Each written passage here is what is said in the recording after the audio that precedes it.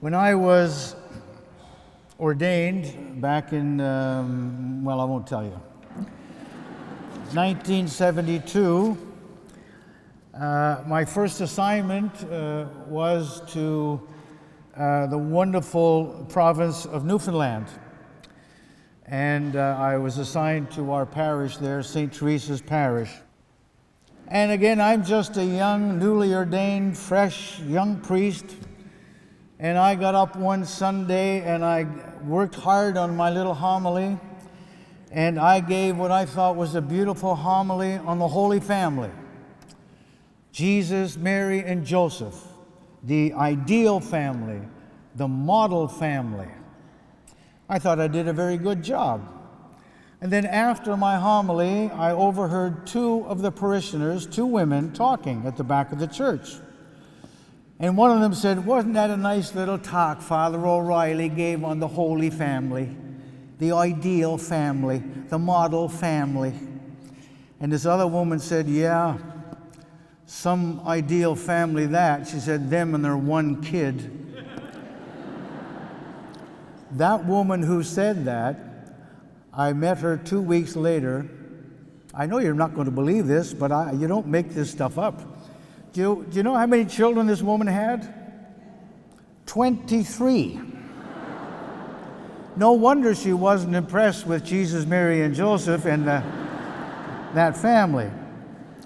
23 children. And I said to her, when I got to know her, I said, "What was your greatest joy?" And she said, "One day to look down and finally be able to see my feet." Our families are the greatest source of our joy and our happiness. You'd agree with that, right? That's where we find our joy and happiness, is in our homes and in our families. But it is those same families that can be the greatest source of your pain and your hurt. Who can hurt you? You go to a store, you might meet someone behind the counter at the cash register who's having a bad day. They can be rude, they can be ill-mannered, they can be ignorant, but they can't hurt you. The only people who can hurt us are those who are close to us. We can be betrayed, we can betray one another, we can be walked away from, we can be walked on. You don't know unless you live there. Maybe behind some doors in some families, there's nothing going on. It's cold, empty, sterile, and dead, and it's been dead for many, many years. Behind another door, it may not be cold, but there may be a war going on, a real war, abuse, alcohol, physical. Nobody knows what goes on behind the door of every family. That's the reality in our families and our homes, unfortunately. Greatest sign of love and joy and happiness, but also the greatest place where we're going to find our hurt and our pain. Things get tough, things get rough, and it's very easy to throw in the towel and say, "That's it, I'm out of here." And very often, sometimes we feel that we have no friend, we have no one to talk to, no one to share our burdens with, no one who really understands what I'm going through now. But that's not the case. Mary and her son are the ones who said, "Look, we've been through this before you. Make us an important part of your life. Take us into your homes. Take us into your hearts. We want to have a very intimate, personal relationship with you." And so we take the gospel message and the words of Jesus when he looked at John and said, "Behold your mother." And from that moment, John took Mary as his mother into her home. I'm going to ask you to listen to the words of a little song. A lot of people have asked for this song. I think it might be a little bit appropriate tonight that I would sing this one. There is always one person who is close to us, who wants to be our closest friend. I invite you to close your eyes and allow the words of this song to kind of penetrate into your hearts.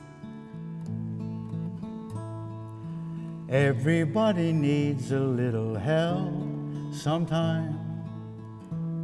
No one stands alone. Makes no difference if you're just a child like me, or a king upon a throne. For there are no exceptions. We all stand in the light. Everybody needs a friend. Let me tell you about mine. He's my forever friend, my leave me never friend. From darkest night to rainbow's end, he's my forever friend. And even as I walk away, he's by my side. His love no one can shake. And even as I walk away, he's there my side with every breath I take. And sometimes I'll forget him. My halo fails to shine. Sometimes I'm not his friend, but he is always mine. He's my forever friend, my leave me never friend. From darkest night to rainbow's end, he's my forever friend. And if you still don't know the one I'm talking of, I think it's time you knew.